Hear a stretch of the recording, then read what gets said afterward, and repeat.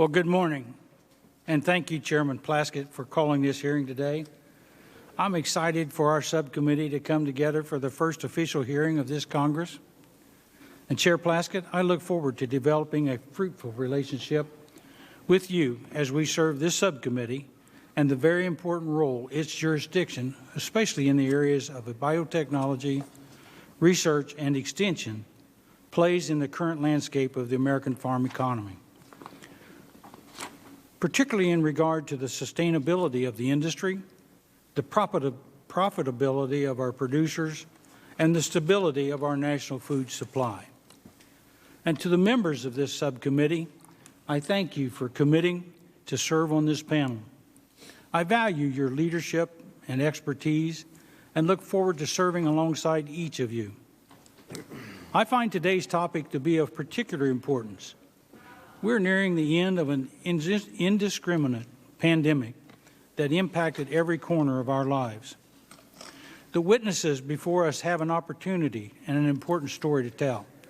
And like many of the hearings held thus far in this Congress, their stories add to the narrative that we can do better to prepare for future emergencies. I thank our witnesses for their time and participation in today's discussion. Of course, I regret that we can't gather in person today, but I appreciate the work that you have done to put into preparing your thoughts and look forward to hearing more about your operations and experiences. Our nation is home to a varied yet immensely productive agricultural industry.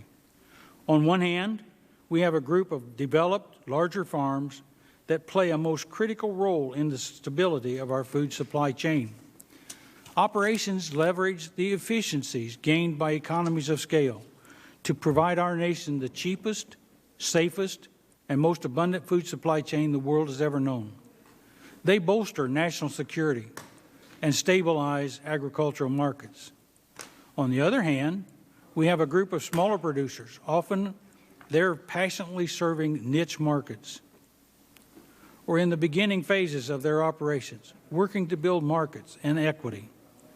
Both of these groups represent American farmers. Both represent a crucial component of our nation's food supply chain and its security. Both experience unique challenges that occasionally rely on policy solutions to improve. Beginning farmers in the United States face significant challenges in entering production. Those without prior experience or land to inherit or large sums of capital have presented with sometimes insurmountable difficulties to begin their operation, let alone to be competitive after they are established. These obstacles for some small farmers significantly hinder the ability to bring younger generations into agriculture and to diversify our nation's agricultural production. I also think there's ample opportunity for the Department to improve outreach and engage for those entering into agriculture.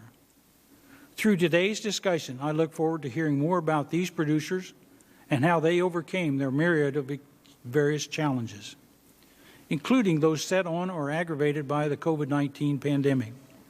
I also hope to hear how we, as policymakers, can better serve small or beginning farmers, what policies we need to work on, where we can start over, how we ultimately can ensure that agriculture remains a highly desired industry. As I said, I'm excited about our work and the work ahead. I sincerely look forward to today's testimony, and thank you again, Madam Chair, for calling this hearing. I yield back.